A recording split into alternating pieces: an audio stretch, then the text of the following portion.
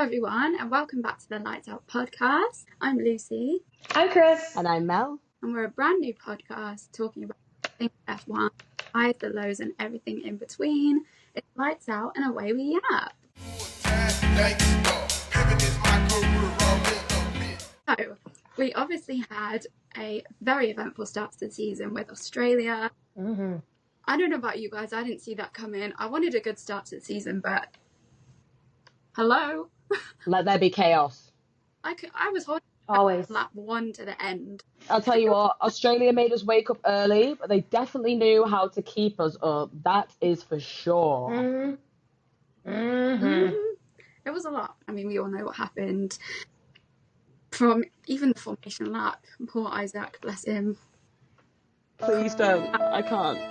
It's too soon. It's too soon. Please. Anyway, yeah, so head to our social medias because we have got some videos on that with some takes and just chatting about some stuff that happened. But it ended with a McLaren 1-2 and George Russell on the podium. So, yay, what a nice start.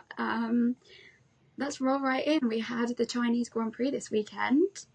Another one that had us up super late. Or super early. I mean, I woke up literally on lap 1 of the sprint, so I was like, oh my god, I'm awake, I'm sat. So woke up for that, and we had the lovely surprise of Lewis Hamilton. Oh my god. Lewis Hamilton Made me so happy. No, that was beautiful. Do you know what? I think, especially after Australia and how I think, you know, the Tifosi, we really have it hard as Tifosi. We were expecting greatness and we got point blank typical Ferrari. Mm-hmm. So for us to come into the weekend and not only start with the Lewis pole, but a Lewis win, and not only that, but a track he loves so much, right. It was cinema.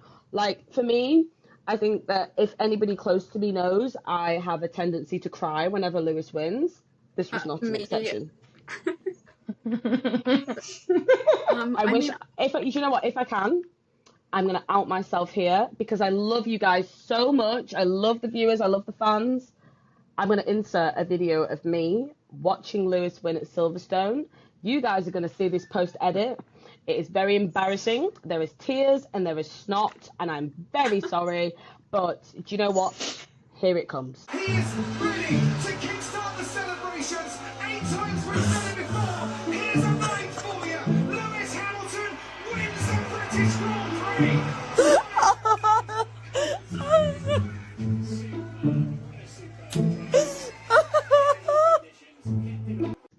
Real. Oh my god, I can't wait to see that. No, but I knew he was gonna do it. Like, I wasn't even deluded. I was like, I know, because he's known for doing well at that track. He's got the most success at that track, the most wins, the most podiums, the most poles, the most fastest laps, the most laps led. I mean, that is a roster. I mean, I got my predictions dead on. My predictions were 10-10. You did. 10 out of 10. You did. So sure. Thank you. I'm basically a strategist. Put me on the pit wall. Let's give it. For real. Lewis winning was so iconic that my stepdad texted me the next morning, like, did you watch the race? First of all, who do you think I am? Boy, if you don't. And I was like, or did I watch the race? Like, I'm not on a podcast. Okay. But, and also, he's like, your husband won the sprint race. Did you see?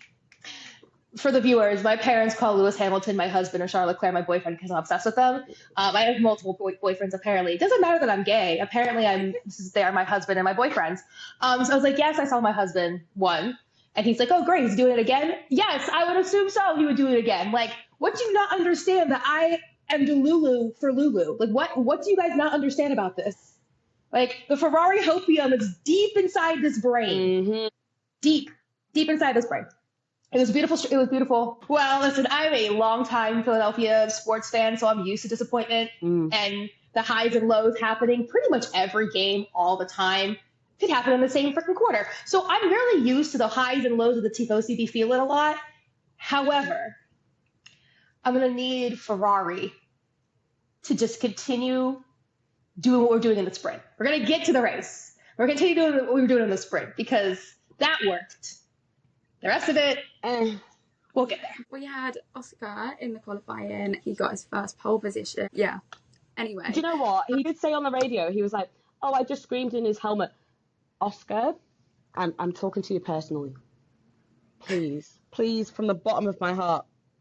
Let us see some emotion, please, Oscar Piastri, please. We have suffered with the Iceman Kimi for so long. Just give us something. I just want to hear a whoop or a yeah. Like, he came out with, that was lovely. Great job, guys. What do you mean? You just got your first pole. Give us something, Oscar. Oh, my goodness me. You know, I have a question for Mama Piastri. Was he always like this? Was he always this even keeled and like calm tempered, even as a kid? Because like this kid is just so like I would love to know what like toddler or like 5th grade, 6th grade, you know, Oscar was like, because that's normally the age where boys in particular are kind of tough. And so I would love to like know what he was like when he was a kid, because like not even him getting pole is enough to get a whoop out of him. Like, I think the person to ask isn't even Mama Piastri, it's Hattie Piastri. If I could get that That's girl true. on the pod, what I would do to pick the brains of Hattie Piastri. Hattie, if you ever get to see this, please email us, call us, text us, send us a BBM, send us a fax. Hell, send an owl, please. We would love to have you. Please. And if like A pigeon, send anything. You know smoke what? screens. Smoke screens, ships, whatever it is. I don't know, send a paper aeroplane if you have to. But please, we would love to hear from you. I was like, girl, please, we need some just it was just like he'd done it in his sleep, and it was like, okay, like this was That's easy. good to know. Not like it was your first pole or anything. In his what? In his one of 72 billion home races. Do you know what I mean? Oscar. But it was so nice to see the redemption and to see from Oz to China, like him absolutely sending it, and he and that whole time he smashed it. And do you know what? I know we joke about it, but him actually being so nonchalant is exactly what is needed. Like, he's got the attitude of a world champion, and I know we're so much more from him this season. So I'm really excited. Yes, for sure. Absolutely. Agreed. Can we talk about how pretty the trophies were? Oh my goodness. After the bear debacle, do you remember when they had the bear debacle last year? I can't even remember what race it was. And then they had to give them the pole position tyres. Like, this year, I was really hoping that the tracks would step it up. And, oh my goodness, the winner's trophy, I will not lie, I was, of course, absolutely over the moon that Oscar won. But I was kind of hoping Lando won just because the trophy matched his helmet.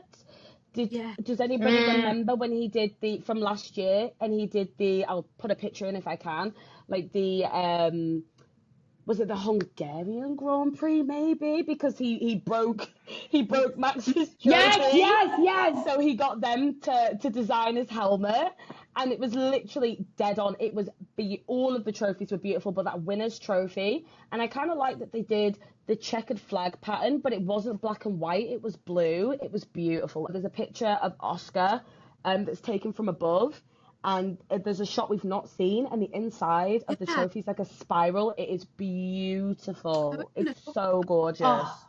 Like, drop a picture. The attention I will have to. Like, nobody is doing it like China. Like, honestly, slay, absolute slay. No notes. Yeah, all of the tries to go step that pussy up, like, big time. I'm so sorry.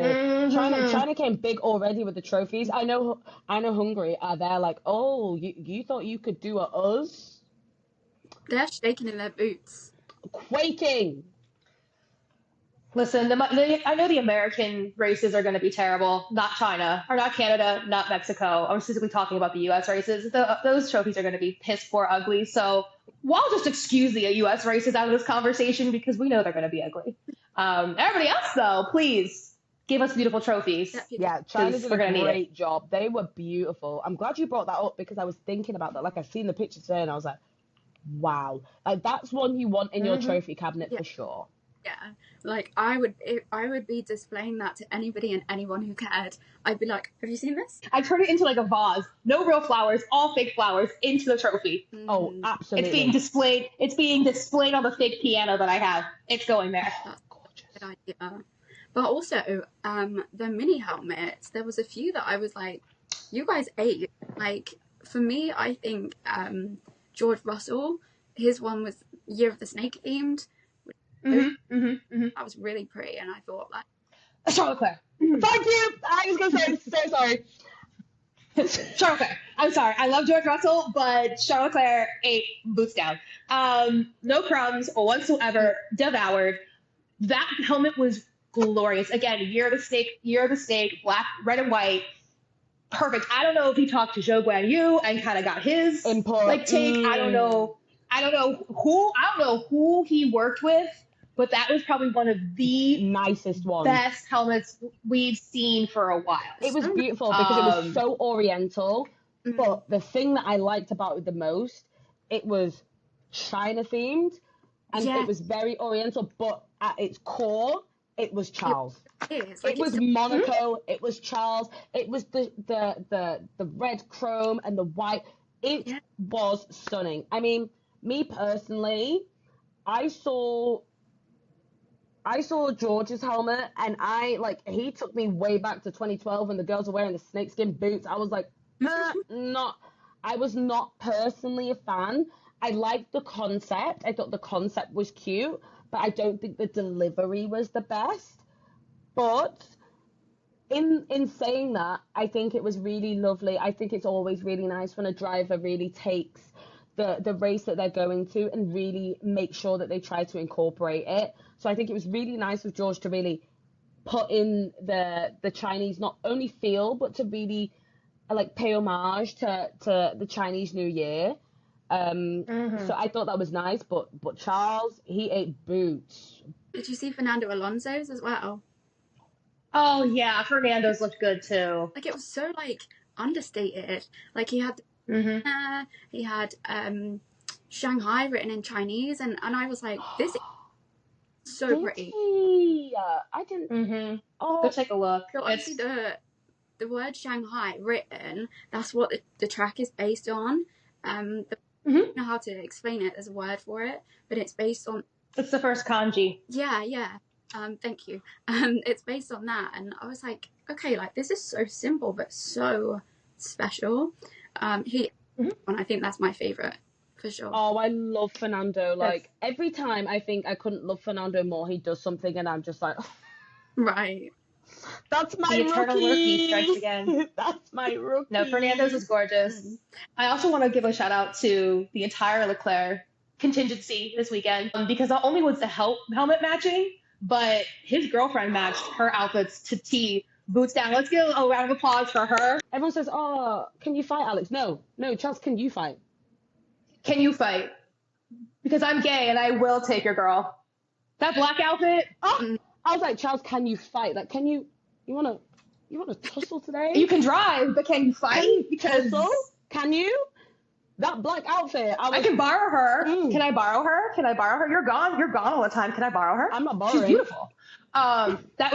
She looked great. What really for me that made me really kind of giggle was the custom Ferrari car. Tell me you're possessive without telling me you're possessive. Buying your girlfriend the clutch that is your car. Yeah. That you signed.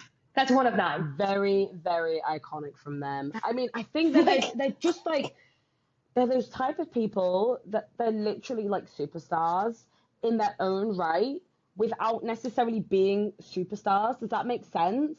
Like they're superstars in the Formula One paddock, but like if you saw them on the street and had no idea about Formula One, you know that they're stars. They look beautiful together. Alex, she put together some outfits, like even her Sunday outfit, the long oriental dress. That was Charles, let me know. Like when I get invited to the Ferrari paddock, let's tussle, because I'm taking your girl. I'm straight. I like men, but I'm taking your girl. I am taking your girl. She looked so cute. She looked gorgeous. And you know what? It was so cute. I'm not straight. It made me laugh because she was like, they were taking pictures, paparazzi. She was like, I was like, bitch, you know you ate. You know you ate. Girl, you know you ate. girl, you know you ate. I don't even want to see this shy ass shit. You know you ate, girl. Like, please come to the front and accept your flowers, girl, because let me tell you, I'm sorry, we could not walk past the special edition anything until we mentioned her fit, because it was just all weekend she was giving us something, and I appreciate that because we don't see the wags very often, and when we do, they normally tend to dress a little bit more conservatively because they are guests. Yeah. So I really appreciated Alex, kind of throwing something a little different on for us and giving us a little bit of a fashion show and participating in the weekly Lewis Hamilton fashion show. Oh, wait, guys. Question. Do we all think it would be a good idea to do outfit of the week? I think we should obviously call it the Lewis Hamilton fashion show, but I think Lewis should be excluded because the man always serves. But He can be our closer. Exactly, but like for this week, Alex wins. She does. She won the whole weekend, not even one day. She served every single day. So I petition to put in a serve of the week. Signed. I'm signing. Perfect. Signed. Everybody on the pod say aye. Bet. So yes, Alex is our best dress of the weekend. Mhm. Do really Absolutely. like traditional wear and put that in our outfits, and like 10/10 for that, honestly. We are now going to be discussing all of the teams. We each had 3 teams assigned. So my assigned teams were Williams, Haas and Red Bull. So I'll be talking about what happened with them throughout the race season. And to start with, Williams. This race, it ended fantastically for them with a double points finish. So they had P7, P10 finish after the disqualifications. So that's amazing. Really great for them. And it's also Carlos's first point in the Williams. Yay, Carlos. Can you tell we're excited? Can you tell we're Carlos fans over here? What do you mean? Us Carlos fans? Never. Never. How could you tell? So I was really happy about that, as we all were. Thank you, Alex, for suggesting Carlos to James in the first place. I mean, yay, we love you. Obviously, he would have come to that decision by himself anyway, because Carlos would have been a crazy person to miss out on.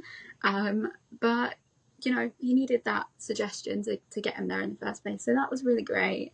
Alex Albon, I thought his pace was fantastic. Alex, I have to note about Alex is whilst Carlos necessarily hasn't been performing at his best, obviously it's a new car, Right. new car, new team, so it's going to be difficult. I think that Alex knows that within the season, Carlos is going to perform, but it is freaking nice to see a fire lit under Alex Albon's ass. It really is. I think last year, I will definitely acknowledge and I will hold my hands up that I really didn't necessarily rate Albon as a driver. I think that especially with him up against Franco, that he definitely floundered a little bit, and he kind of showed that he wasn't used to having a driver alongside him that pushes him.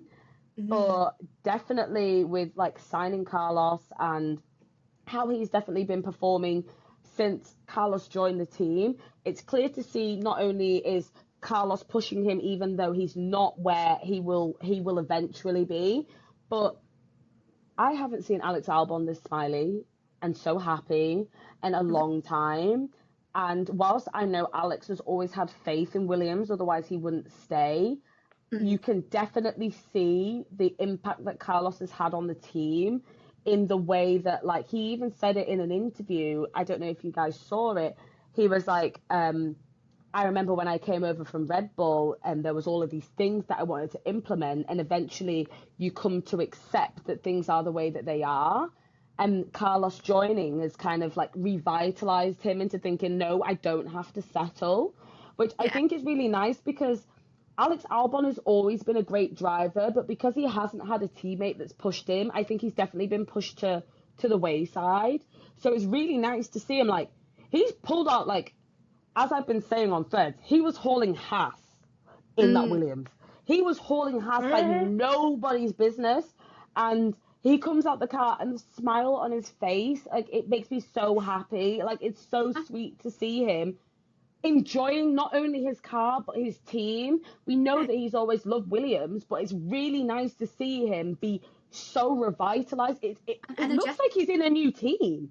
It literally looks like he's like Lewis in Ferrari. Like he's like brand new. So I want to say like a big well done to James Vowles, and a really like a big well done to Carlos for giving Alex the push that he needed, because it's quite clear that when he has someone alongside him that he knows is going to challenge him, he's a force to be reckoned with. Like you're pulling that Williams to places that a Williams hasn't been in a long time. Like really good job. So very proud of Alex Albon. But back to you, Luce. No, honestly, it's so nice to see, like you said, genuinely. Like he's a fantastic driver, and I just think he's not had that like confidence and like belief in himself, and actual he's probably not been, I guess he just hasn't really had that spotlight on him, and now that people are really looking at Williams, he's thinking, right, I need to show myself. And the capability was always there, but I think, like you said, Carlos has really been pushing him, and he's patient, and he's kind of, I think, seeing the spark that Carlos has brought back his spark. So that's nice. I think he's showing us what Red Bull saw in him in the first place. Yeah, definitely. At the moment. But let's also remember they got more money now. Like, yes, Carlos is great. Carlos is great. We all love Carlos. But let's not forget how much money James Vowles has brought in.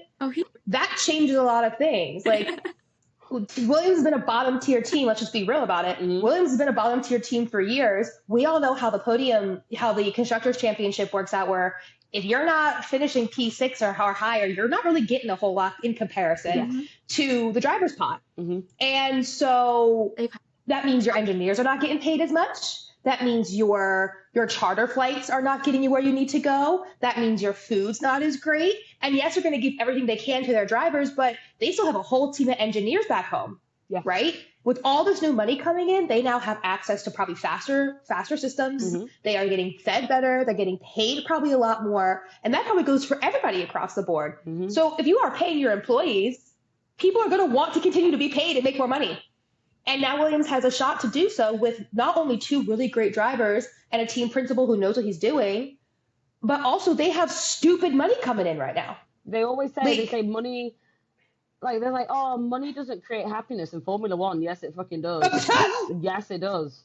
Money makes the world go. Yes, it does. Money makes the world go round. Everybody knows. But in Formula One, people are like, oh, money doesn't make you happy. In Formula One, yes, it does. Go vroom. Yes, it does. Money makes a car go vroom, okay? It's not the gasoline that makes a car go vroom. It's the money that makes a car go vroom. Agreed. So, Williams has got money now. But sorry, Lucy, I just wanted to add that concept there as well. No, absolutely. Like, they are in such a better position than they were previously. They have all this sponsorship that they didn't have before. They've got a title sponsor again, and all of that means you put money into the car, and you can tell that man has plowed the money into that car.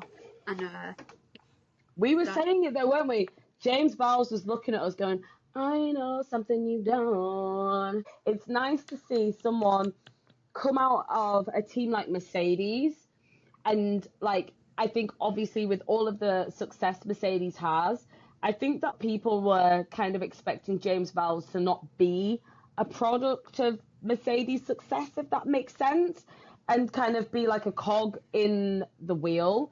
Because from what I've seen, like, I don't really feel like a lot of people had that much faith in James that he was really going to take Williams to where it was going to be. Not me. But hell, not me. Literally. But there you go. It's like there was a really small minority of people. Like for me, as a newer fan, I was like, James Vowles, who's that? I was like, oh yeah, he helped Mercedes in their heyday. Like, good to know.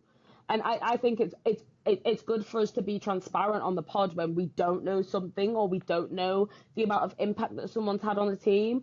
But I'll hold my hands up and say, do you know what, James? Like, biggest of biggest well done, not only to securing someone like Carlos and getting Williams up there, but for you to bring back the type of life into your driver that they've not had in a really long time. I think that's really, really like conducive of a good team principle for me, if you can bring life back into a driver that's really kind of not had it over the last couple of years, or bring back that type of motivation, like I think that you're pretty incredible. I think a team principal is only as good as their drivers. Forget the car. A team principal is only as good as the drivers that they bring in, and only as good as they push them to be. So honestly, like if you look at the team radios from Carlos, for instance, like he was in the car and he's like, I'm not happy.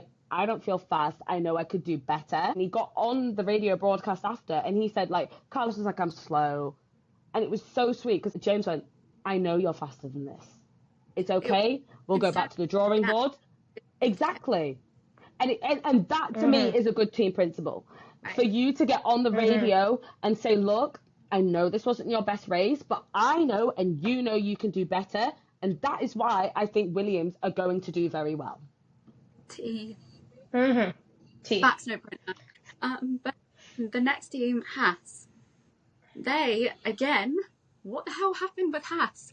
In Australia, they were at the bottom of the grid, and now P5, P8. What do you mean? Okay, Concord, let's go. Esteban Ocon, what are you doing over there? He was a machine. I know Alpine is crying, screaming, throwing up. Honestly, I don't know about like, that. I was so impressed, and I was really watching them because I wanted to see. I knew they could do better, and I mean it was just a blip. I certainly didn't expect a double points finish though. Like that was mad. Just mega performance, and it was nice to see the redemption, and for Ollie Behrman, the redemption from Australia. Oh, Okay, ciao. I love me. Ciao. The chow. that was hilarious. Him coming on the radio when he overtook. Chow. That do and overtake was spectacular. Never change, Ollie. Never change. No, then he apologized for it. I was like, girl. I know. I saw. I was like, girl. No. I actually don't know. Stand up. I don't know okay? how many threads I made about him not like. Team OB actually liked one of my threads because I was like, look, if you don't tell Ollie to keep it, we are gonna have a problem. Like We are going to have a problem. Strongly worded emails will be sent. The chow stays. I don't care. Facts. Went really well. He had a really strong confidence in the braking zones, which I really noticed. I think it was just mistakes in Australia. It wasn't representation of his performance. I really tell that, and it was just really nice to see him like kind of wipe that slate clean and say, no, like that's not how I perform, and I can do a lot better than that. And really happy. Obviously, it's no lie that I'm a Behrman fan. That.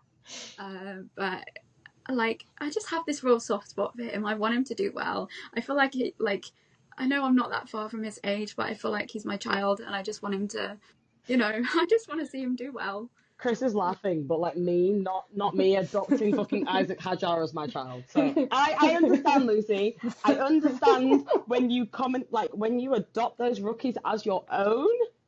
Nobody can talk bad on your rookie. No, like that's my Shayla. My Shayla. I mean, all of the rookies have been adopted by either Max, Lewis, or Charles. So I mean, they all have grid dads at this point, and they're all about our age. So yeah, these are our kids. They've got good dads, but does the dad want to be with me though? Oh God, stop it! Put the horny back into the closet, girl. I mean, at the end of the day, my grid son's dad is Lewis and Anthony Hamilton. So what are you gonna do? Of course, girl, can you fight? And there goes my fucking shit. Can I fight? Yeah, let's test it, girl. Can you fight? Can you fight? Can you fight? Because, girl, I have claws. And I'm an American, okay? You don't know what diseases I got. What did he say? Mouse joking. Okay, and on that note, we're just gonna keep moving on. And swiftly moving on. Okay. So next up on team assignments is Red Bull. I'm not going to go too much into detail on them because we are going to cover them later on, given that there is a lot to talk about with them. I'm going to keep it really concise. the car's not performing. It's that simple. The only reason Max got something out of that car is because he's a four-time world champion, and that's that. But they changed everything from the last season. If you don't know, they changed the whole lot except the gearbox and the rear suspension. Clearly something's not working. They need to sort it out, and maybe they shouldn't have changed so much because it's really not working out for them.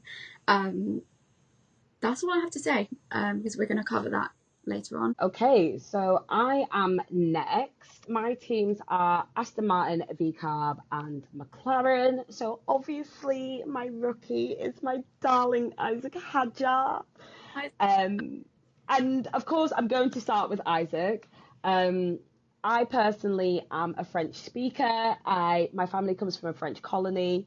So for me, I really resonate with Isaac. I have spent a lot of time in France and in Paris. I am so bloody proud of my rookie this week. I was so proud of him. I think that he really came off the back of probably the worst weekend any rookie could come off, especially as their first race. So that really sucked for him. I do think that he did a really good job, and I think that had VCarb maybe anticipated everybody else's strategies better, we definitely would have seen them both further up the grid.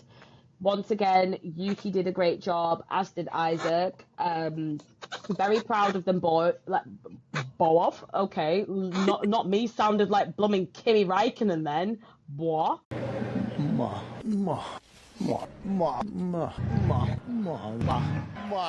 Very proud of them both.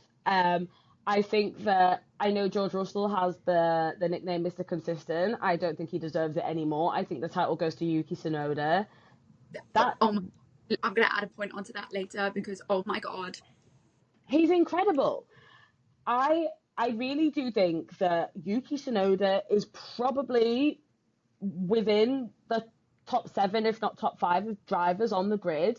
He's one of those drivers that is consistent.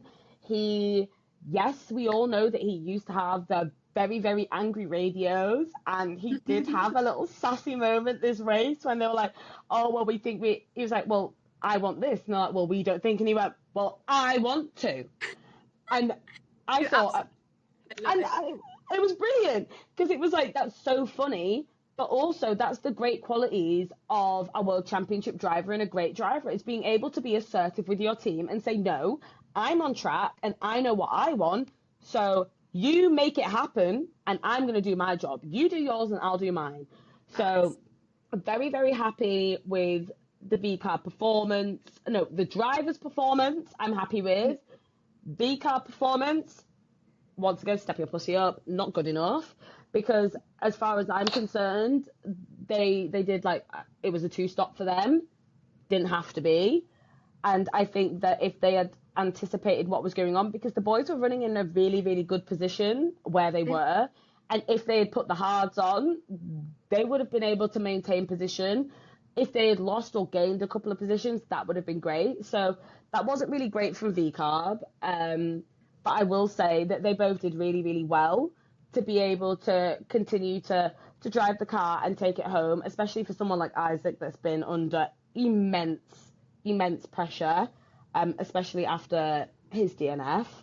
So yeah, very, very happy with the boys.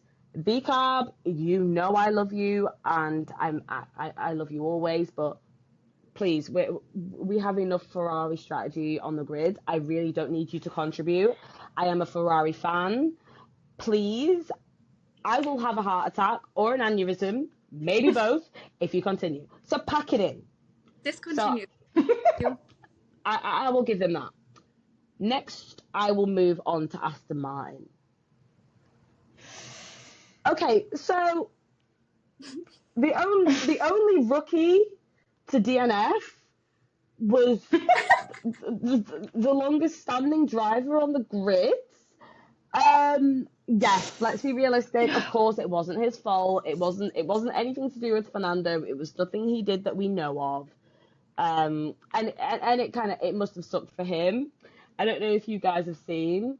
If you ever feel like you feel crap, just know that after 2 races, Fernando Alonso isn't even on the championship leaderboard because he hasn't finished a race.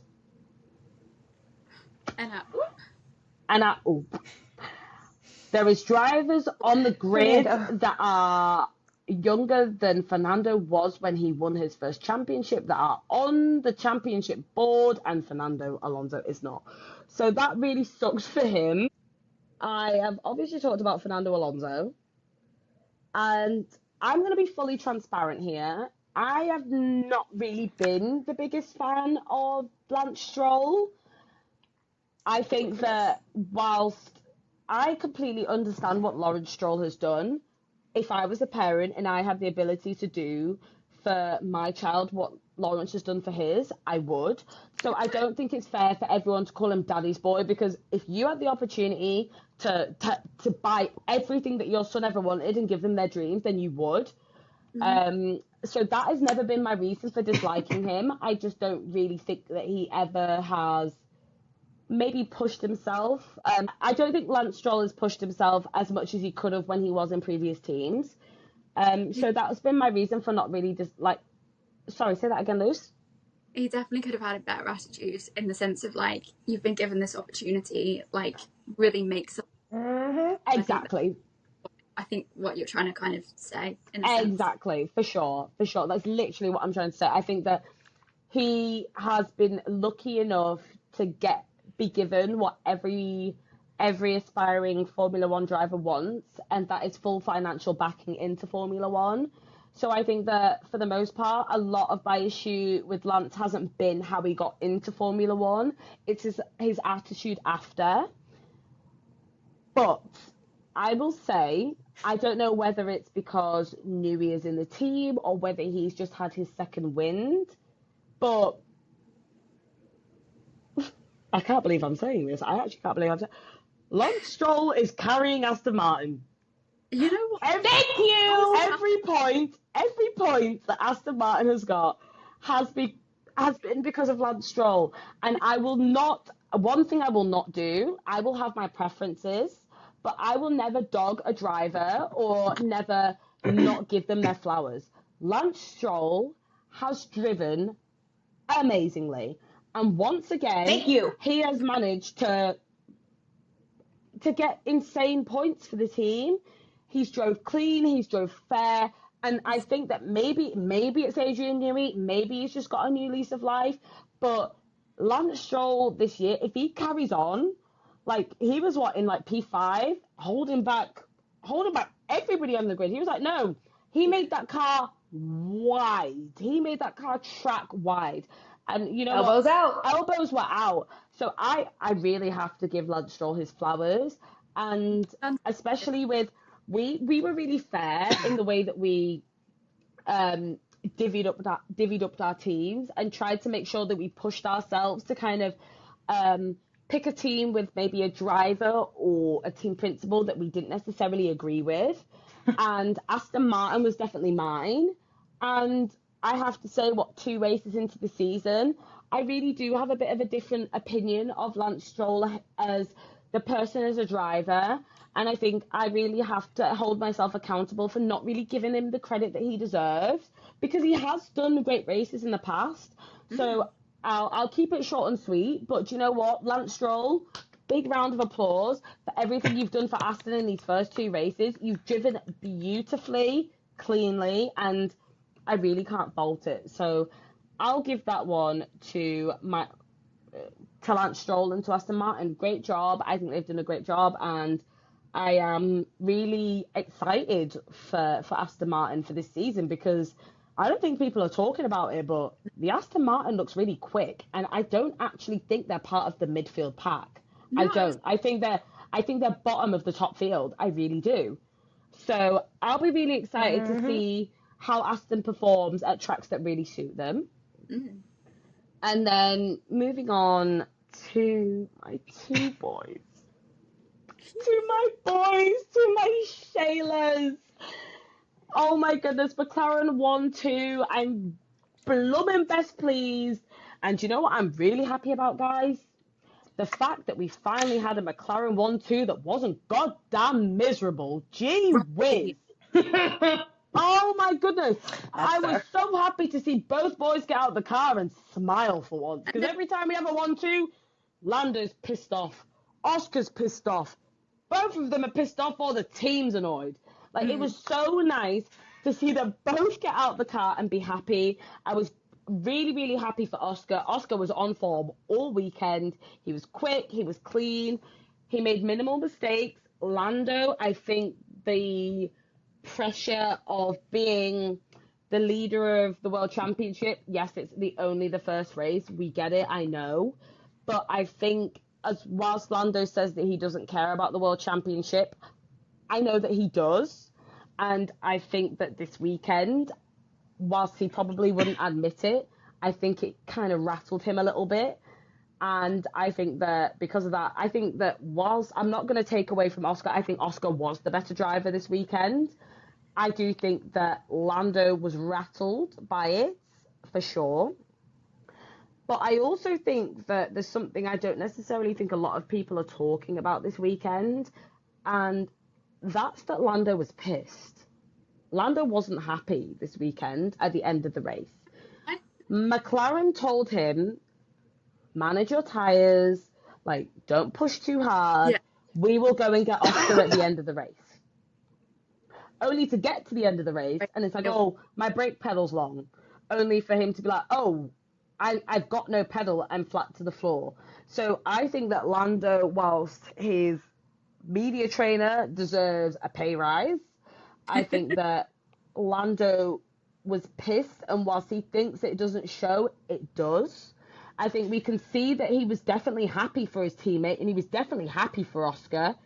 And I could see that in the podium celebration. I think it shows with the McLaren boys when they're not happy with the result, with the way that they interact with each other on the podium. I think they were definitely happy for each other.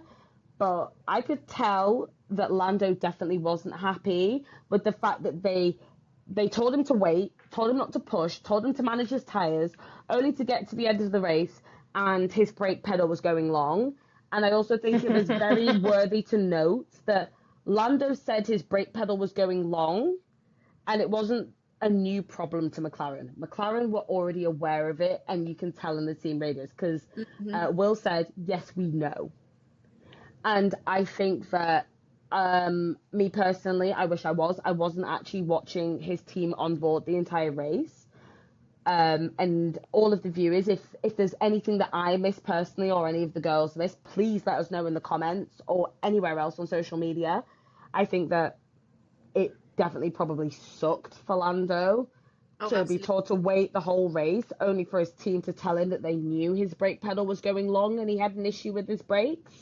I think it definitely would have been better for McLaren to have said something earlier or when they'd realised, because I don't personally think that they found out that issue when Lando brought it to radio. I think it was an already known issue. So definitely very happy for the McLaren boys. It was a great one too. Lando controlled himself very well. That's one thing I'll wrap up on before I finish. Lando's confidence has been through the roof this year. And I don't even think that's in a cocky way. I think that's just in a way that he definitely believes in himself after last year. And it's nice to see him be so confident. And it's really nice to see him keep a level head, because I think we often see Lando in previous years when it gets to the end or it gets to a high pressure moment and he fumbles the bag, he gets overconfident or he overdrives the car. And in a situation like that, as a McLaren fan, or I should say more of as an Oscar Lando fan, I had my hands over my eyes and was like pretending not to care about what was going on, just in case something went wrong. It was really, really great to see Lando keep a level head and get it to the end. Yes, he didn't listen to his team because they kept saying to him, hey, watch the brakes, watch the brakes. Did he watch the brakes? No, he didn't. A little, but not as much as he should have. Not as much as he should have, for sure.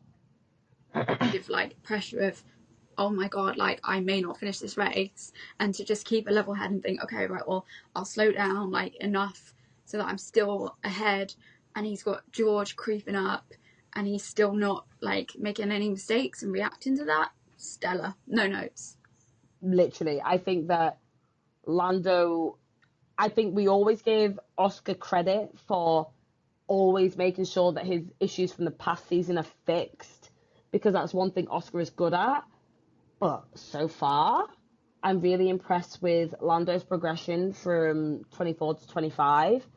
He's definitely kept a level head. His starts so far, let me touch wood. As a McLaren fan, I've got to headbutt it, especially with Lando's starts. Like, I'm so sorry, Lando, I love you, but God, Jesus Christ. It is nice to see him It's be getting more wet. confident. It's nice to see him be more confident, and it's nice to see him keep a level head in high pressure moments. So, yes, those are my teams, and on to my lovely darling Chris. Before you move on, just Go. add the fact that it's the first time winning 3 consecutive races since 2012. Sorry, that was really hard. I've like absolutely like smashed my hands to bits. Sorry. Make it 4.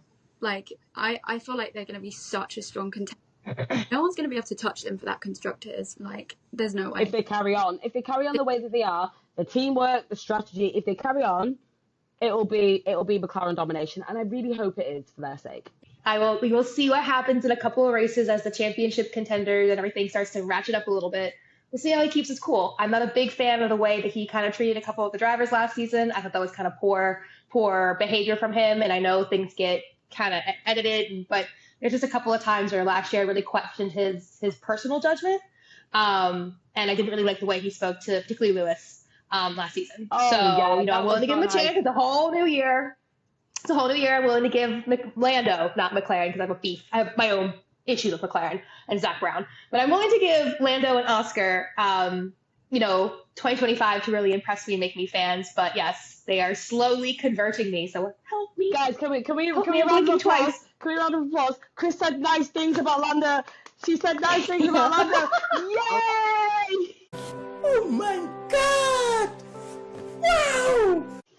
You're making me sound like I'm a hater. No, she's not a hater. She's just not a liker. There you go. That's what it is. Okay, well, I'm going to take over now. So moving on.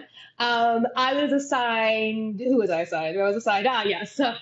I was assigned Sauber, Alpine, and Mercedes. So I'm going to start at Sauber and work our way back up. So Sauber this weekend, to be honest, wasn't really anything to write home about. I mean, nothing really going on here. Nico didn't really finish all that high. Gabby Bartolello, he was in love with that gravel, guys. I don't know what to tell y'all. He kept going wide, kept hitting that gravel. I mean, him and the gravel were locked in like lovers. I don't know if he's ever ran on this track before. This was the first time for him on this track. But just Sauber did not look good this weekend. They're quick, but there's obviously a lot of like engineering issues that they're going to need to kind of figure out and work out. Nico Hulkenberg was very surprised that he got knocked out in like Q1. Like he was flabbergasted by that. Which is fair because in Australia, they had a great race. So I think with the added other rookies back into the pot and Carlos and a couple other people from last weekend who did not race, I think it's very telling that Sauber is still kind of at the back of the pack at this point. We'll see as the rest of the season progresses and as we kind of get more upgrades and hopefully more money comes in for them. We'll see. But I'll be really honest with Mattia Binotto at the helm. I don't trust him. I'm not a big fan of him. I don't trust him. So I don't really know how much we can expect from Sauber this year. I'll keep my eye out, obviously. I really want to make sure that my rookie does well. But as of right now, we're not really seeing too much life from Sauber. So stay here if you're a Sauber fan and maybe educate me a little bit, maybe on what you're excited about. But right now I'm a little frustrated, not only for their drivers, but also their engineer and their team because there doesn't seem to be a lot going on for them over there. Now over to my problem child, Alpine. Oh, Yeah. Alpine, when I catch you, okay? First of all, I need y'all to stop fucking up Pierre Gasly's races, okay? I'm a Lewis Hamilton and Charles Leclerc fan, but I'm also a Pierre Gasly fan, and I need y'all to stop fucking him up. Because he's a great driver. Full stop, period. No cap. He's a great driver. And I think given a proper car, he could be a championship contender fully. I believe it. I think he could be a championship contender if they gave him a good car. But every fucking time Pierre has been in the team, he's been waylaid, pushed to the side, given a shitty car. His teammate don't like him. Like, it's just consistently over and over and over again. And at some point, give this man a freaking car and give him a chance to run for it. He ended up not having a great race. That disqualification from this weekend, kind of just a salt in the wound of a not great race. He was apparently like a kilogram underweight. Wow. So that's honestly the car. That's the car. That might be the fuel. That's not him. There's nothing he could do about that. So that's really frustrating. I'm not gonna lie. I'm really hoping he bounces back because Alpine is kind of pulling the same thing Red Bull did back when Pierre was over at Toro Rosso, where they have a bunch of drivers that they're willing to plug and play. And if he doesn't bounce back in Japan, I'm a little concerned about his seat. I'm a little concerned about his seat and his ability to stick around. I know he's got a pretty long contract, at least until next year, but I don't trust Flavio Briatore at all. And if he's already talking and yapping about Jack possibly being removed, it wouldn't be far-fetched for me to assume that he'd also start yapping about Pierre and start looking to offshore him as well. So as a Pierre Gasly fan, I am really hoping that he takes his world tour of Japan and has a better stop next weekend because I'm a little worried about him. I know, Mel, you had something to say? This is going to be probably very controversial. And I'm here for a controversial take. Guys, you might hate me for this. Say it with your chest. Say it.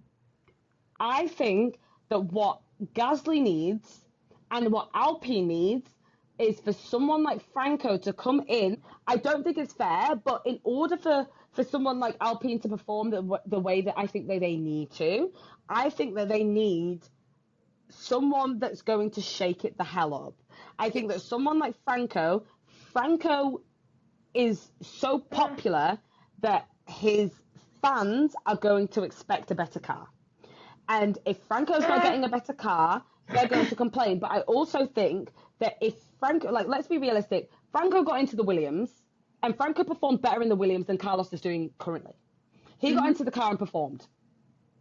So you put Franco in that car, and let's be realistic. I think Franco's a great driver. I think he's been a great driver since F2. I think if you put Franco in that car next to Pierre Gasly with a fan base that is so loud that doesn't accept anything but the best from the team, you put Franco in that seat. I think Pierre Gasly's got no choice but to pull it out of his ass. I think it would be the same effect that Carlos has had on Alex Albon. Maybe. I'm going to move on, though, because you stole my thunder, but fine. I don't agree with that take at all, for a couple of reasons. Yes, Jack has not had a good couple races, and that is so fair. And do I think that maybe... No, actually, I'm not going to say that. He has not had a good couple races flat, right? Yeah. Okay? It's the second race of the season. He's a rookie. Yes. At this point, we kind of have to give the rookies, and this is across all teams that have a rookie at this point. I'm looking at you, Red Bull. You got to give them a rookie a chance. They're not, yes, I know they're coming from F2. I know they should be doing all the sim work, but you cannot sim everything. And at some point, you have to let the guys just do their fucking jobs. Yeah. Do I think Colapinto will be a great addition? Yes. But your comment that you made, Mel, about their fans demanding a better car, if that was the case, then Checo would still be in the Red Bull seat. Ooh, because Checo had a lot of South American fans too. Checo's Mexican. He had a shit ton of fans in South America, and they were demanding better for him, and he's gone. True, very true. Daniel Ricciardo had a shit ton of fans, and when he was at Renault, turned McLaren, his car was shit, and all his fans were asking for a better car, and he's gone. So same thing even with Ferrari. I mean, do you really think that Franco Colapinto fans are more vocal than the Tifosi? You don't think the Tifosi have been begging Ferrari to give Charles Leclerc a better fucking car for the last 3 or 4 years? I mean, yeah, but the Tifosi don't listen to nobody. I understand that, but I'm just saying that, while I do agree that Jack may not have the same star power as Franco at the moment, I think that's a little unfair. True. I do think it's a little unfair, and I just don't think the car's good. I don't think the car is good. I also don't think they have a lot of money either. Yes. You know, I'm like, yeah, didn't they finish 6th in the constructor this past year? Correct me if I'm wrong. I think they finished 6th in the constructor in 2024, so they do have quite a bit of money. But we're not seeing that in car pace. So I'm hoping that next weekend they pull it out. I'm really hoping for a better result. I mean, be it as it may, allegedly Jack is only signed for 5 races this season. We're coming up to race 3. That's about halfway through the season, or halfway through his contract, I guess, as we would call it, from what we know. So this would be the time that they start considering other moves. Yeah. But considering that these are some of the toughest tracks that they're going to be on, with the exception of like Singapore towards the end of the season, I do think it's a little harsh to judge a kid essentially on his first 2 weeks of work. It's very premature. Very premature. It's very premature, and I think that as an Alpine fan, I want them to be fair. I want us to get points. Yes. But not like Pierre did all that better either this week. No, he so didn't. I think we kind of just need to. I think we just kind of need to hold off and see what Japan brings. Just chill out a little bit. Then chill out a little bit, see what Japan brings, and honestly, when we get to Miami, then we can panic. Mm-hmm. Don't panic till Miami. But I'm gonna move on to my other problem child, Mercedes. P3 for George again. I'm sorry, guys. I'm not a huge George Russell fan, so this doesn't really excite me. But as Mel had explained earlier, we were all assigned teams to help us learn, and I just decided to learn to like George Russell. This is my cross to bear. But no, congratulations, George, on your P3. I mean, to be truly honest, you have become very consistent. I don't think anybody expected Mercedes or George to have the pace that they have on race day. Their qualifying is not great right now, but their race pace is something different. Back-to-back podiums. Back-to-back podiums for George. I also think George has become a master of right place, right time, and being a cherry picker, you know, in soccer, football, for you Brits, you know, we hear about the cherry picker forward who kind of stands right next to the defense and kind of gets those kicks, able to get those goals in really quick when it's crossed over. Like, he's become a very good cherry picker. Mm-hmm. He's become very, very good at staying close enough to the pack where he can kind of take advantage of disqualifications. He can take advantage of mistakes. He can take advantage of kind of that low-hanging fruit. And this time it earned him, for the second time in a row, a P3. Now the question is, can he consistently stay like that? And can he start turning this cherry picking into actual wins? Because I did some research. It is possible for a driver to win the championship but never win a race. It is possible for a driver who wins every podium in 3rd place. It is possible for him to win the championship. It is possible. It's rare, but it's possible. Has it been done before? So I feel like it has not been done. It hasn't. I don't think it's been done. Okay. But it's possible. I did the math. It's possible. So, and correct me, I mean, chat, if you need to, correct me if I'm wrong on the in the comments or on social media. But as far as I know, I don't think anybody who's won all races as P3 has won a championship. But you can do it supposedly to the math. So the question is for Mercedes is, what are you doing here? Are we going to stay consistent? Is the idea for George to stay consistent here and just continue to kind of play cleanup a little bit for all the other, you know, Mercedes or Ferrari, McLaren, and Red Bull? Is he kind of just going to play cleanup and kind of see what mistakes they're going to make? Or is Mercedes going to take a fight to them? We will see. Also want to talk about... Go ahead. Right. I think also, given that the change in conditions from Australia to China, it was just to see him performing like that was fantastic. Really Agreed. And nobody expected that from Mercedes, so well done. No. And honestly, you know, I want to talk about Kimi. You know, he brought it home in P6 after the, you know, disqualifications, but that's still a P6. That is points. That is double points for Mercedes. Like, that's double points for Mercedes. You know, like, I think that, such as Toto has been driving me crazy in the media and yapping and looking at Lewis like, you know, that's his ex-wife over there, like, acting like a, you know, jilted lover. I do think Toto has done a lot of work in the back end, making sure this car is on point, and making sure that they have the money to do so. So it'll be very interesting, and time will tell if this consistency, persistency, and honestly a dash of just dumb fucking luck is going to continue out for them. One other thing I would love to point out about Mercedes this weekend as well is this jacket that George was wearing, the bright silver one. I'm not going to lie, when I first saw it, I clowned it because I was like, what the hell is the temperature in China today? Because all the other guys are wearing the cooling vests, sweating their asses off, and George is over here in a zip-up silver jacket looking like a disco ball. And I was like, okay, the disco ball, you look kind of cool. I kind of like that, but it's stupid. Why are you wearing a jacket? And then I saw the vents on the side.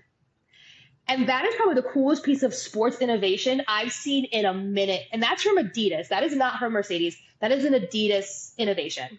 I've seen several prototypes of this kind of be kicked around in the soccer world, especially when they were talking about going to Qatar to play the World Cup a couple of years ago.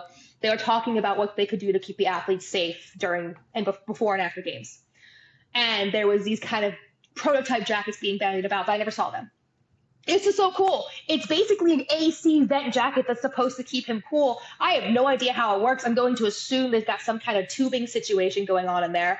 But it's so freaking cool. Like, considering that we've seen these cooling vests that may or may not work from what we've seen, I think this is going to be a really great and interesting innovation if the Adidas can pull it off and it actually makes sense for George. I think it's going to be really interesting to see what other sports brands like Puma are going to do to compete with that, because that's a fantastic idea. It's different. It's much more classy. I mean, the vests are ugly, guys. Like, guys, I seen that jacket. I was like, it's loud, it's silver, and it's ridiculous. I was like, that's Chris all over. It's Chris all over. But at the same time, I had to think that, like, because at first I thought it was a coat. I really did. I just thought it was a ridiculous coat, and I was like, Adidas, like, what the hell is going on? But then when Chris pointed out that it was a cooling jacket, I was like, oh, because now that means that not only that the teams have to kind of step up their style when they're doing cooling vests, etc., but we have mandatory cooling vests coming in next year. If Adidas is going to be able to create something that looks like this in such a stylish format that can be worn just kind of walking around, and not only for elite athletes, but for people that are maybe training for marathons or training for extreme sports, high rocks, for instance, that were very big in the UK. If we're able to have something like that is, you know, translatable to kind of everyday wear, it's only telling where you could take that. You could take that to the Olympics, for goodness sake. So I think it was really good. I'm so glad you pointed it out, Chris, because once you pointed out to me what it was, I was very impressed. I was very, very impressed. It's cool, isn't it? Very. It's cool. And I mean, it's definitely a prototype that only Adidas athletes are kind of have access to at this point. I haven't seen it. I haven't seen anything. I've done some research. I haven't really seen anything about a release date for any of this. And also, from what I understand, I think it's like, I'm pretty sure it's just a basic shell, and then there's a bunch of tubing inside. But it's cool because they can make it any freaking color and put any freaking logo on it, which I think is just, it's so sleek. It's so classy. It looks so good. It was eye-catching. He looked comfortable. Like, he looked more comfortable than Charles standing next to him, because Charles looked like he was sweating his ass off. And George looked calm, cool, and collected. So I think that, I mean, all you really needed for George was to have a freaking pair of aviators, and you had literally freaking, what's his face, Tom Cruise and freaking Top Gun. Like, he looked good.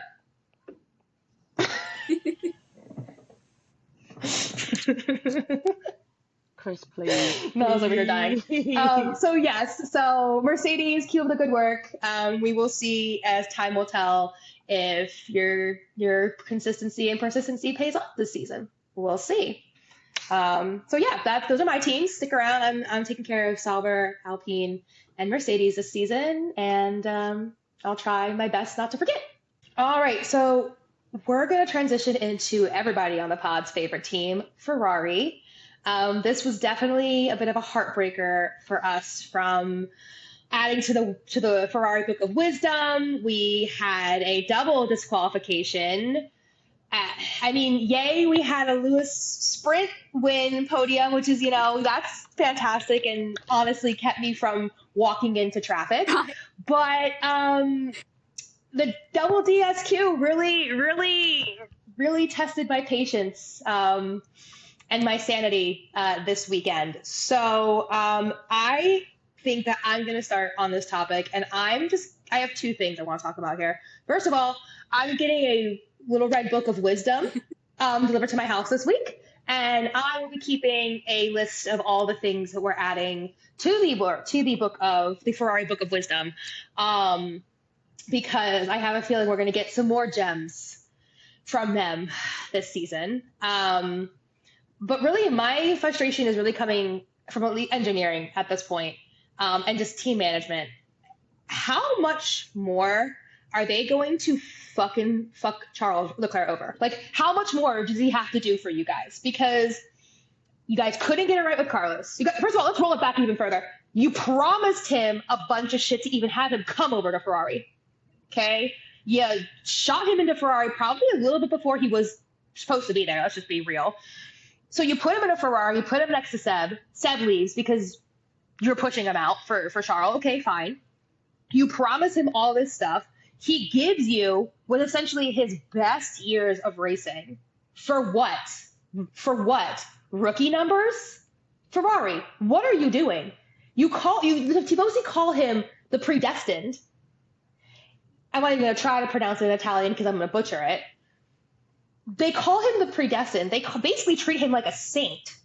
And you guys can't give him a freaking car that works, and you guys can't make sure that he's on weight. He was 1 kilogram under, and you guys can't make sure he's on weight. How much more is he expected to give you guys before he says he's done? How much more? How much more? He wants a championship. Do you think he's going to stick around and be like Kimi, be like Sebastian, where they don't win anything after they come to Ferrari?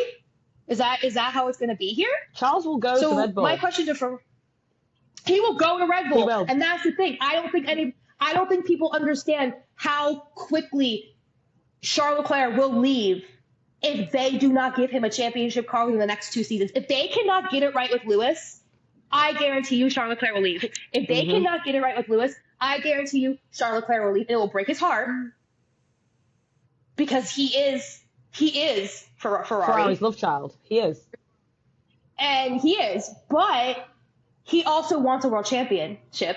He promised his dad a Ferrari ride. He got it. He also promised his dad that he'd get a world championship. He has not. He will go to Red Bull. I think promises made to a passed away loved one is a lot more important than your loyalty to the team that has not fulfilled any of their promises. Amen. So my take on this is that Ferrari needs to get their shit together before they ruin not only Lewis's last couple of years, but they lose Charles Leclerc for good. I think that if Ferrari aren't careful, I think that Ferrari underestimate the power of Max and Charles's friendship. Mm-hmm. I think they 100%. really underestimate, because let's be realistic, Max has said for the longest, I don't want to race forever. He said he doesn't want to be like a Fernando. He doesn't want to be like a Lewis. He said that, like, he's gone. When he's happy and he's got what he wants, he's gone. He has a child on the way. He already has Penelope. Let's be realistic. I don't think we will have Max for, I think the limit I'm saying, 3 to 4 years, and we've lost Max. He's gone. So let's be realistic. If and even that is pushing it.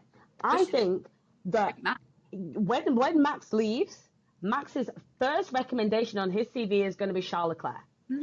And if Red Bull managed to pull through, and in 26 they pull through with a fast car that Newey has been developing for God knows how many years, if Ferrari do not give him that car 26, 27, 28, you can come. I doubt he would go to, I don't think he would, he's not a McLaren driver, and McLaren have signed their drivers for a long time. They've made sure that we know that their drivers are their future.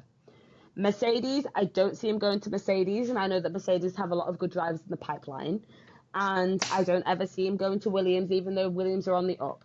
If Charles Leclerc is going to go anywhere, he's going to go to Red Bull. And I think Ferrari are underestimating the power in the fact that Charles has watched Max win so much. And I think that Ferrari don't really realize that losing Charles would be losing a big fat hole in the prancing horse, the biggest fattest hole. Let's be realistic. The reason He that would take the prancing horse with he him. would, Charles is Ferrari's love child, not only because he's a great driver, but because he has this very sad and very tortured past. Okay, and we all know it. Okay, so you take one sad and tortured driver in Max Verstappen, you lose him, and you put Charles Leclerc in that seat and you give him a world championship. Ferrari, you are going to be a bigger laughingstock than you already are. They have got not long to make it right. And you can tell, for instance, in the way that I was meant to mention this before, the way that the media portrayed that it was Ferrari putting team orders in to swap Charles and Lewis. But that's not how it happened. And you know what? Big up Fred Vasseur, because he was like, actually, no, the media made it look like something it wasn't, and that's not how it was. But if you're already having these issues, like, you've got a 7-time world champion, the best of all time in our sport, and I personally don't think that's up for debate. I think that Michael Schumacher is an amazing driver, and he has done a lot. But statistics, Lewis Hamilton is the best driver in Formula One of all time. If you have someone that has come from McLaren, Mercedes, and had so much success, and you still can't get it right, the issue is no longer the drivers, the issue is the team. You have got the best in the sport. At this point now, Ferrari, you need to listen. And I really, really hope that Sebastian Vettel is in Lewis's ear saying, no, you need to make them listen to you. And I think that we saw it very, very well in China when Lewis was like, no, we're doing this. Yeah, You are not Ferrari strategizing me. We are doing this. So I think that Ferrari have got this much time. Can you see how much time, like how much space is between my fingers? Zero space between my fingers. Ferrari, you've got to get it together, and you've got to get it together quickly. You have Williams. Williams is currently spanking your ass in the championship. what is Williams. You are at risk of doing what Williams did in the early 2000s to now, and relegating yourself to the back of the grid where nobody gives an F about you because you won't perform. So Ferrari, you've got this much time to get it together. We love your cars on the road. We love to see you on the road, and I think everybody loves to see a Ferrari on the road. But I think now it's got to the point, like, you had Kimi, you had Seb, you still didn't deliver. You've got Charles, and now you've got Lewis. You really, like, now you have the greatest of all time in your seat. You have the greatest of all time in your seat. You had Michael Schumacher, and he brought you glory. Ferrari didn't bring Michael Schumacher glory. Michael Schumacher brought the glory to Ferrari. So now I think you are going to have to be very careful, Ferrari, and think that you're going to bring glory to Lewis Hamilton, because it's not going to happen that way. It's never going to happen that way. Never in a million years. Ferrari, you are going to have to start listening to the man that has got everything and more that every single driver wants. You haven't got much time anymore. You haven't. Because if you ruin Lewis Hamilton's last years in Formula One, good luck to you and your prancing horse. Lucy, go ahead. The Tifosi support him again after that. Like, they've really taken him under their wing. And if you destroy that, not only will they not support them anymore, nobody will, because you don't ruin a world champion like him. You don't ruin his career like that. It's not going to fly. I think that's the thing. It's that they're not going to ruin Lewis Hamilton's career. Lewis Hamilton will ruin Ferrari's reputation. I think that's how it will go. Well, that's the thing, is that Ferrari's kind of that, like, older parent who thinks that they know everything best, right? It's those parents who are just like, well, why can't you get a job? Just go knock on the door.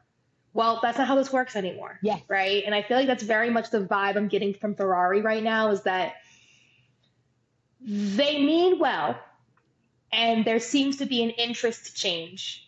But when things get tough and when things are hard, they revert back to what they know In the 90s. instead of sticking to Yeah, they revert back to what they know, and that doesn't work anymore because that world of Formula One doesn't exist anymore. We have to remember that the last time we saw any real Ferrari domination was when the cars were still pretty manual, and there wasn't this instant data. We didn't have Amazon and Cisco and Workday. OKX and all of these other data management systems and data collection systems. We didn't have that. They had telemetry and they had a couple other things, but other than that, it was data and hope and prayers and your driver's skill and how well they could manage that car. And yes, there still is a lot of car management, but it's not like that anymore. And I think Ferrari really needs to move with the times and join the younger generation and listen, because as Mel said, if they ruin the last couple years of Lewis Hamilton's career and they don't keep him on the podium and they continue to just languish with the same mistakes over and over and over again, and they fuck Charles Leclerc over, the Tifosi will always be there. But how much of them are going to continue to believe? Mm. So I know it's only the second race. I know that I am obviously a giant Ferrari fan. As I said earlier, I am a Philadelphia sports fan, so I am used to disappointment at all angles every weekend, so I get it. But as I would say to the Phillies, the Eagles, the Flyers, if you don't listen, I'm not going to support you anymore. And I will love you, but I will take my support somewhere else. So listen, learn, and let's get back on top for our... I'm going to touch on this briefly, and I'm going to move on very quickly before we end to Red Bull and the cursed second seat. So we watched Lawson have a double Q1 exit this weekend. Rough. Not great. Terrible showing from not just Red Bull, but from Liam Lawson. And I'm going to make a take that I don't necessarily think is that that controversial, but I don't necessarily know if it's a common take. I think that since Liam Lawson has gotten the seat, whilst yes, I think he has been shredded and devoured within an inch of his life, I think that Liam Lawson has been given a grace that Checo Perez did not get. I think that a lot of people, and yes, and you know what? Shout out Toto Wolff, because he already said he had it printed out. Checo said, change your car because the car is fucked. And Checo did say, change your car because the car is fucked. Checo's been saying that the car is fucked. Yeah. But nobody wanted to give Checo the benefit of the doubt and wanted to say that the issue was him. At what point do we say that that is racism? I have to say, at what point do we say that it's racism? Because that now that a white man is in the seat, now the car's knackered. But Toto Wolff was saying this 2 years ago. But Checo was saying this 2 years ago. We've known that the car is fucked, but all of a sudden a white man is in the seat. We want to acknowledge that the car is the issue and not the driver. I don't agree. I don't think it's fair. I think, yes, I do think that Lawson has been having some issues adapting to the car. But what I will say is that whilst Checo struggled, Checo wasn't P20 every race. Checo wasn't P20 every qualifying. Mm-hmm. He might have been P14, P17, whatever. And you know what? He might have been P18 with them Saubers behind him. And that's fine. But we've come to find that, one, the Saubers aren't actually that slow, and whether that's because of development from last year to this year, we don't know. But the Red Bull isn't slow. We know that the reason that Max gets it up the grid isn't because of the car, and it's because Max Verstappen is a great driver. And that's fair, and we can give Max his flowers for that. Max is a great driver, and yes, we know that the car is catered towards Max. But now, and not even just now, but last year, we have come to find, and we've come to see, and we've come to hear from Max himself that the car is not where he wants it to be. Yeah. And everyone's like, oh, the front end is sharp. The front end has been sharp for God knows how long. The front end was sharp last year, but Max was still struggling and he wasn't happy with the car. It's because Max is a great driver that the car has got where it is. So at what point, as fans, as consumers, and as viewers, do we recognise and we understand, look and listen, that now that Liam Lawson isn't performing, it's the car and not the driver. I don't think it's fair for us to have been sat there, and you know what? I'll hold my hands up and say I'm guilty of it, of saying, oh, Checo was shit, Checo can't drive, whatever. But me personally, after watching Liam perform, I went back and I watched some of Checo's races. He was a great Checo driver. Perez can drive. Checo Perez has always been able to drive. I don't think that the issue was ever Checo Perez being able to drive. No. Do I think he was under a lot of pressure and it hindered him? Yes. But do I think that Checo Perez was a bad driver? No, I do not. I think that the issue is, and always has been, the car. And I think that once Max Verstappen got into that car and that they tweaked it and commandeered it to make it into Max's car, we've come to find that this isn't a current issue.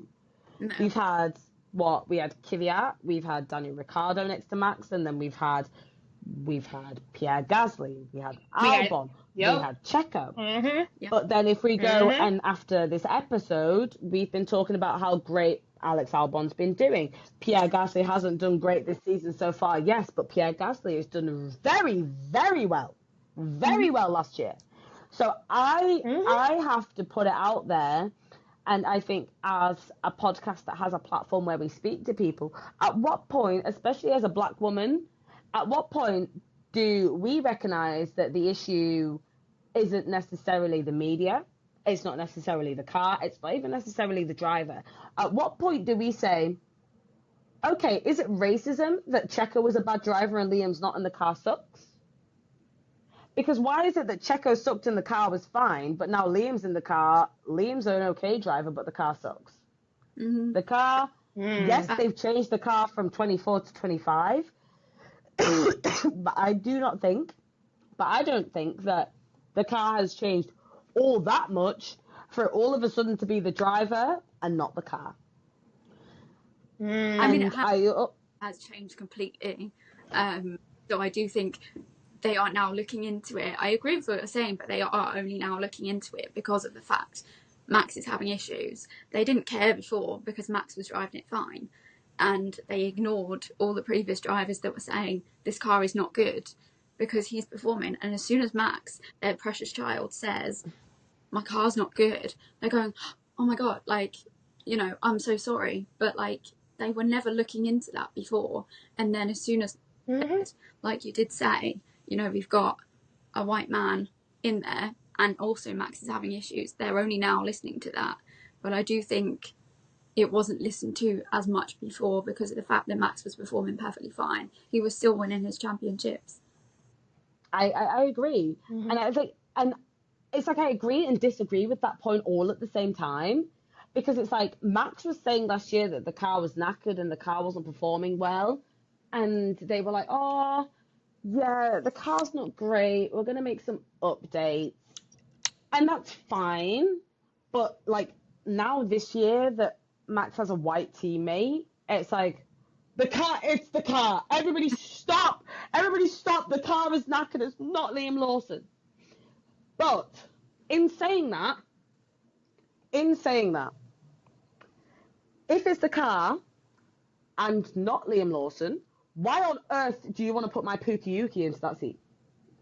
Because where there's smoke, there is fire, especially with Red Bull. And it's always been the case. Where there is smoke, there is fire. And Yuki, come here. Let me talk to you. Let me talk to you, Luke. Let me talk to you right now, Yuki. When Red Bull calls, I want you to decline the phone, and I need you to block. Helmut Marko rings you, I need you to block him. Red Bull wanted to snub Yuki and put Liam Lawson in that seat. They wanted to snub Yuki and put Liam Lawson in that seat. And now that the car isn't performing, and now Liam Lawson isn't performing, all of a sudden Yuki Tsunoda is good enough. Now that, to me, re-sparks the debate of racism, in my opinion. Because now you want to put an Asian man in a car that doesn't perform, and when the car fucking sucks, you're going to blame it on the fact that he's a shit driver. So you're going to do the same thing that you did to Checo, to Yuki. I don't goddamn think so, Red Bull. I don't think so. I really don't. No. I don't think so. I don't think you get to snub Yuki for years and put God knows whoever in that goddamn seat, keep Checo in, even though he wasn't performing. I don't think you get to keep Checo in, fast track Liam Lawson after what, like 3 races, and put him in that Red Bull seat. And then when Liam Lawson sucks, you put Yuki in that seat, because realistically, to me, it sounds like you want him to flounder. It sounds to me like you want to put him in for the rest of the year. You want to put him in that Red Bull seat, so everyone thinks he sucks, so that when we get to 26, nobody picks him up and he doesn't challenge you. Because the last thing you want as a Red Bull team is for someone that is a good driver, a great driver, to take all of your knowledge that doesn't come from VCARB, but let's be realistic, all of VCARB's knowledge comes from Red Bull. They don't want to take a driver that takes all of their knowledge through the grapevine all the way down to VCARB and take it elsewhere. So no, I don't think it's fair for you to put Yuki in that Red Bull seat after you have snubbed him time and time and time again, after Helmut Marko time and time and time again has said that he's not good enough and all of that crap. I don't think you get to do that. So for me, I'm very sorry, guys. I don't even think gave you a chance to talk your shit on this. But for me, it really, really grates on my nerves. It really does. Red Bull, please give me a break. From Yuki, he is doing fantastic in the VCARB. And like, I'm not being funny, but like, yeah, what you said, like, if they thought he wasn't good enough and now suddenly they want to put him in there, don't agree. There's no reason why suddenly he's good enough. He's been performing great in the VCARB in the first 2 races, but it's not stellar. Like, he's not been on the podium, so why suddenly do you think he's okay? Because his performance is very similar to last year when you said he wasn't good enough. What's the difference? It's because you want to see him like fail, and then they can say you want to see him do worse than Lawson as a white man. That's why. Yeah. And I also with VCARB, I like the dynamic. I like the dynamic between Isaac and Yuki, and it wouldn't work with Liam. Like, Liam does not have the personality to make that work. The Kardashian memes, the Kardashian TikToks that they keep filming at the minute have got the perfect driver lineup, not just for driving, but let's be realistic. Formula One is a commercial game. We were talking about it before. It's all about money. And if you're not going to win it in the constructors, you need to win it another way. VCARB are doing a very great job of bringing that money in. VCARB are doing a great job, and I think that Red Bull are actually forgetting the importance of VCARB, that it's not just there to give you like drivers to put into Red Bull, but it siphons money into Red Bull. So you've taken Yuki out of VCARB, you're shooting yourself in the foot, in my opinion. And they don't media presence at Red Bull, like, not so much, not like VCARB do. The admins at VCARB, they're fun, like, and they know exactly what hits with the target audience, and that is bringing in so many more fans. It's showcasing their fun side, and it's showcasing their personalities, and you get to see exactly what they're like. You get to see Yuki's sass, and you get to know Isaac a bit more, and that is what gets the team where they need to go. And it wouldn't work. Liam doesn't have that fun and light-hearted side that he needs. He's very like calm, cool, collected, but like he doesn't really say much, and he doesn't really he doesn't seem like he could have the fun that Yuki does, and Yuki's got a lot of sass, and that's why I mean, yes to everything you're saying. I would like Alexa to play Taylor Swift's Karma. Because Liam Lawson, come to the front, I need you to listen to this. All right? Like, you had a lot to say about Checo and everybody else in this Red Bull seat. It's not so easy driving for Christian Horner and Helmut Marko, is it? But I do want to point out something that you two haven't talked about, and I don't know if other people are noticing this, but this is a standard practice playbook for fucking Red Bull, okay? Somebody in their camp, and we've seen it with Danny Ricciardo the first time he left.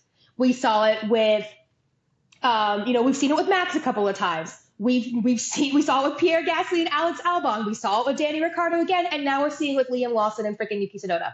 Like, they do this thing where they know that their social media presence and currency is low. After Helmut Marko spouts off, all of a sudden, the media has this new rumor that so-and-so is filling the seat.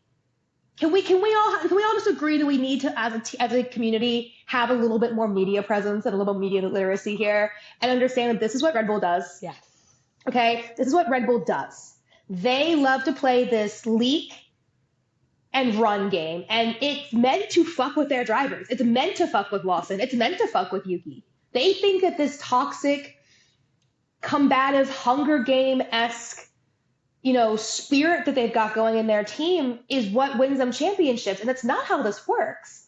And so we're seeing this consistently, and my question that I have is, when are we going to be done with Christian Horner and Helmut Marko? Oh, release Like, them. when are we going to be done with them?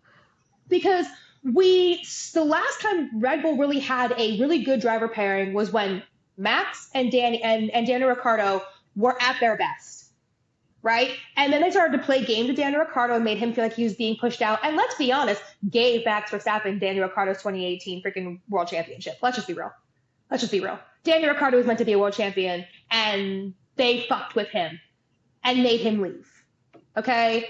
You can call me a hater, you can tell me that I'm crazy, but I know what I saw. So Daniel Ricciardo didn't just automatically stop knowing how to drive. The Honey Badger didn't stop knowing how to drive in one season. Mm-hmm. Checo Perez did not stop being Sergio fucking Perez in one season, guys. Yeah. They do this. This is a toxic Red Bull workplace that they've got going on. And it all goes back to Helmut Marko and Christian Horner. My question is, why are they allowed to have a sister team? Why are those two men allowed to call the shots for two teams? Why? Because everybody was all upset when Williams and Mercedes had their deal. Everybody was all upset about that, but we don't want to talk about the fact that it's Red Bull versus Visa Cash App Racing Bulls? Are you kidding? And how many times are they going to be allowed to play revolving doors with a driver in one season? Like, that's like my Philadelphia Eagles calling up a quarterback. He has a shit game and they release him and call up somebody else. That makes no fucking sense. They're not getting. It makes no sense. Speak on it. And what's even more frustrating is that it's this continued bad behavior from the leaders of Red Bull. Christian Horner is badly behaved. He's going to be on trial next year for his bad behavior with his assistant next year, right? Helmut Marko is a terrible human being. All right, he's just a terrible human being. He's horrible, and he shouldn't be around. He should not be allowed to be a spokesperson for a racing team, not just for Red Bull, but also for Visa Cash, for the V-Carb and the younger kids coming up. Mm-hmm. So why are they allowed to have this access? Why are they allowed to continue to steamroll people? Because it wasn't that long ago they went through Daniel Ricciardo, Alex Albon, Pierre Gasly in literally, a season? We watched them steamroll Pierre Gasly and Alex Albon literally 2 weeks. Let's not forget Nick. And Nick DeVries. I'm not going to forget Nick DeVries. He also deserves justice because they steamrolled those three guys in a span of 6 weeks? Ridiculous. They gave them 2 races each and said, okay, no, you're no good, out. It's not fair. It's not fair. It's not fair. It's not fair. But it's a consistent thing with Red Bull. They have internal issues, and they do this to distract the fans and the media from the fact that there is something systematically wrong at Red Bull. There is something systematically wrong at Red Bull. There is something so wrong there, because I will give Max Verstappen the credit that he is due. He is a generational talent, and you know what? He might just be the Gen Z GOAT. Yup. All right? He just might be Gen Z's GOAT, and that's fine. I'm okay with that. I can say that we can have multiple GOATs, right? He is the greatest of all time for his generation of drivers, right? So he can wrestle that car and do what it needs to do, and he can tweak it and make it the way he wants it, right? But not every driver is a generational talent like he is. And instead of fixing the issues, they have consistently pushed out the narrative of, we're getting rid of this driver, we're getting rid of this driver, we're getting rid of this driver, right? This driver's being cut, this driver's being cut, this driver's being cut. Oh, we're thinking about adding somebody else, we're thinking about doing this, thinking about doing that. So somebody is talking to the media on this side, and then Christian Horner is talking to the driver, oh, we'll never let you go. You're just fine. Nothing's going to happen. That's just a rumor. Meanwhile, Helmut Marko's over here talking to the media, right? To distract from the fact that there is something wrong within that team. I mean, again, I'm going to call it out. Caitlin Nichols had a freaking whole book come out, and he quite honestly said there was sexually inappropriate shit happening at racetracks. Mhm.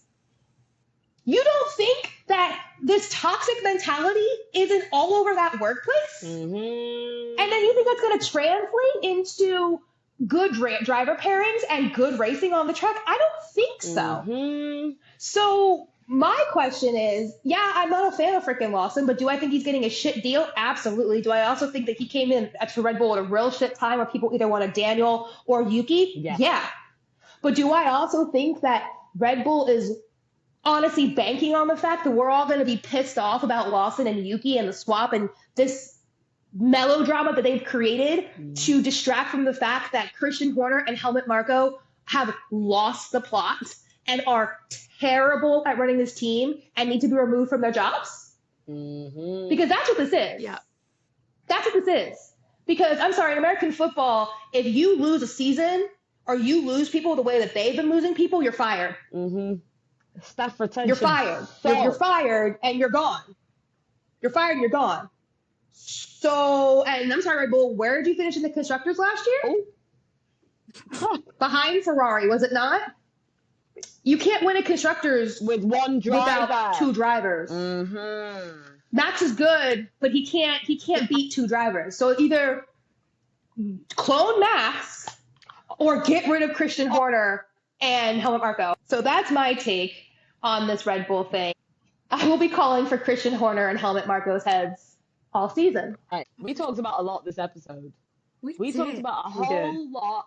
I know we said it was going to be an hour, but the beginning of the season, we are going to struggle probably to keep it under an hour. So maybe for the next couple of episodes, maybe expect a little bit more, but just know you've got a lot more of us to listen to on your morning commute, your evening commute, or before race day. So I'm going to pass it over to our lovely Lucy, who is going to wrap it all up for us in a nice big bow, ready for Japan. Thank you. So obviously, unfortunately, we do have no race this weekend. Everyone, I mean, honestly, though, let me regulate my sleep schedule because We need it. This has been, yeah, I need some sleep. yeah. Mm. But we've got the lovely race at Japan at the Suzuka circuit. Yeah. Cherry blossom season, let's go! Hey, Blossoms! The first race was held in 1963 and it's currently 53 laps, and McLaren hold the record for the most wins as a constructor. It's held at 9 with Ferrari closely following at 7. So that's going to be interesting to see if they can achieve another McLaren 1-2 and make that 10 wins. Yeah, what's everyone's predictions for this weekend? Ooh, Chris, you go first. Well, I'm back on, the Ferrari hopium juice. So Ferrari, a 1-2 podium. Okay, this is my birthday gift from Ferrari. Okay, you also got to get me anything else but of Lewis Hamilton and Charles Leclerc podium, not disqualification. A Ferrari 1-2 podium. I have to make sure I say it and tell the universe what I exactly want, because we had a 1-2 this weekend, just in the other direction. So for me, I'm hoping for either a Lewis 1, Charles 2, or Charles 1, Lewis 2. I don't care. I want Ferrari on the podium. And then I would also, I kind of want a Kimi Antonelli, like a Kimi podium. A Kimi podium or Yuki. Okay, like out of anybody else, it would either be Kimi or Yuki. I would love to see a rookie hit a podium, soon. But I really would also love to have Yuki. This is going to be his home race, I believe. So, I'd love for him to get on the podium, get some really great points, continue to show, the monsters that are in charge, that they made a huge mistake and that he's no longer for sale, and, really, really make it happen. So actually, I'm going to recant my statement. It is going to be a Ferrari 1-2 podium, and Yuki rounded it out. So those are my predictions for the races next weekend. I love that. I'll go next. Okay, so I am also on the Ferrari hopium juice. I think my podium is going to be an LH win Ow. because that's my Black King right there. Um, I mean, As my Black King right there. So I'm going to say, I think this is going to be a kind of crazy podium, maybe. I'm going to go Lewis 1, Lando 2, Alex Albon 3. whoa. I think Alex Albon is on a run of great form. And I think that Alex is going to be targeting not P6, not P5, not P4. I think that Alex will be able to pull it out of a bag. I think that this is a track, if I'm not mistaken, that Alex quite likes. Yeah. And I also think, once again, if I'm not mistaken, this is a track that Williams kind of does quite well on. So I think we're going to have a triple constructor podium, and I am praying, touching wood, headbutting the wood, that... Wait, give me a sec. There you go. I think that Alex Albon, I think we could see Alex Albon on the podium, and I think that we will probably see Yuki Isaac P4, P5. I would like to see that because it would be so nice to watch Red Bull eat their words with not one and not two, but 3 drivers in the top 5. That'd be hilarious. My only question is, did Max die? Did he just not come to work? Is Max just not coming to work next weekend? Because let's be real. I don't think Let's be real. I think that after this weekend, I think that Red Bull will have to make some significant setup changes. And I think that it won't just be for Liam Lawson. I think this will be like a testing ground for both of the drivers. And I could see Max not doing as well as he would possibly like. And I'm also delusional. I need to be medicated. Please, race god. Please. It's my 30th birthday weekend, race god. Yeah, I'm turning 30, guys. I know. So yeah, it's my 30th birthday, the weekend of Japan. So this is all I want. Okay, I would love for Christian Horner to Ferrari, give us something. eat shit, Give us something. and I would like Ferrari to have a 1-2 podium. So please, Max, just don't clock into work this week. Stay home and iRace. It's fine. It's fine. Kelly needs you at home. We only Kelly let you needs you. anyway. Kelly needs you. Relax. Kelly needs you at home. P needs you at home. Exactly. It's fine. We'll see you in the next race with rain, right? We'll see you in the next race. It's fine.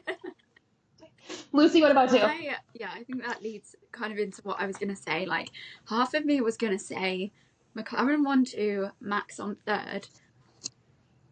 However, there's too many issues with that car, and I don't think Max is going to place. I don't even think in the top 5, let alone on the 5th at the moment. Wow. They need to make a lot of changes, so I don't see him getting a podium. But I think it's going to be at least one McLaren, potentially both, and I would like a Ferrari up there. But I also think it'll be a Mercedes. Maybe George again. I'd like Kimi up there. No, please release me. Release me. George domination would bore Please, fans. it would bore me. Release me from the shackles, please. I'm so sorry. No, I mean, I think he was lucky in the first, and I think again in the second race he still was kind of lucky. It was half strategy, half luck. But yeah, I think definitely. I think we're going to see another McLaren 1-2, and I think it'll either be Lewis in 3rd, like you said, maybe a Williams in 3rd, or it'll be George. But I think Williams can. I think Alex can do it. I think he can put it on the podium. So yeah, I'm here for an Alex Albon podium. P3, let's do it. It's anyone's game. It's still only the 3rd race of the year. It's still anyone's game. We haven't gone to the desert yet. So, I mean, it's anyone's game at this point. Something really interesting when I was watching the race back on the TV on Sky, and they said that if Pierre Gasly, if he'd have scored P10, all of the constructors would have had a placement in the top 10. And I think that really... Alpine, I need you to release me from the shackles of suffering. I chose you to be my other backup team so I wouldn't suffer, and yet here I am, suffering. Babe, So you chose to be a Ferrari fan when you came into Formula One. You should have already known that your team choices were fucked. I chose to be a Lewis Hamilton fan. uh, And then Charles Leclerc, I just kind of fell in love with him because So you his chose adopt me orphan eyes the and his two tragic backstory. most unreliable teams at the time to support. Are you okay? No, I'm not okay. I'm not. Does this, babe? I live in America. No, I'm not okay. Okay, I come to watch Formula One to stop worrying about my problems, and all they do is give me problems. So, yeah. I never said. Listen, I never said that I made sound decisions. Mm, I just make decisions. and decisions were made. Decisions were made. but I think that's a really nice way to end the episode. Yes. Need therapy continue. I hope they're going to pay for my bill to go and see a therapist, and the rest of us. Yeah. Ferrari, here's my bill. I'm sending it to Maranello. Expect it to be paid. Thank I'll you. put the email in the comments for anyone that needs it. As well, that is all from the three of us for this week. We are really looking forward to Japan. If you don't already, please like and subscribe. And don't forget to follow us on all the socials. We're on TikTok, Threads, and Instagram. I'm Chris, it's Lucy, and Mel, and we'll see you next weekend in Japan. Bye, guys. Bye.